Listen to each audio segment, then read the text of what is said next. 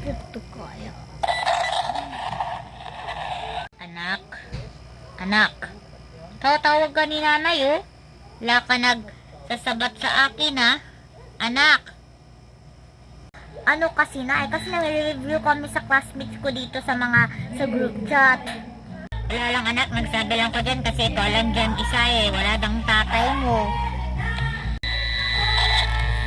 Oo nga nay, namiss na din kita. Wala na kasi dito si tatay eh.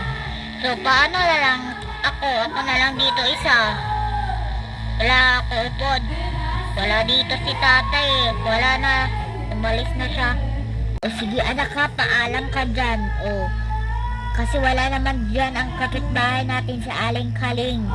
O, okay lang ka lang dyan ha. Sige, pupunta na ako dyan sa Dason ha. Wait lang, saglit lang ha. Kasi sabi ng boss namin na na kami. Totoo na eh, pumunta ka Dason. Okay lang na, isa lang araw. At dito tayo, basta kita na kita. Namiss na din kita eh. I love you ma, always. Inay. I love you din anak, namiss na din kita eh. Sorry lang, wala dyan si nani mo. Okay lang ha, Dason. Pupunta ako dyan. Okay lang anak ha. Sige na anak. Sige na anak. Sige.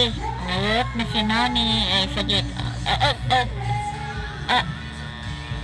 Miss Arashi, please you can offer iron tuna hours on the house please. Please, listen. Sige na anak, nawot na si nani. Sige na anak ha. Sige mami, bye-bye. Ingat ka dyan.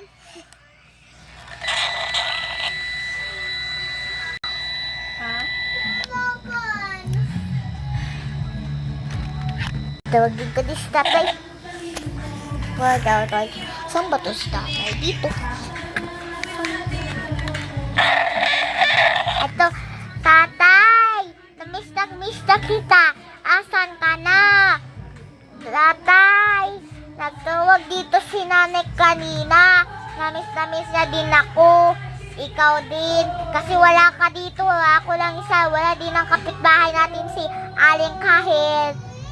Ay ka! O anak!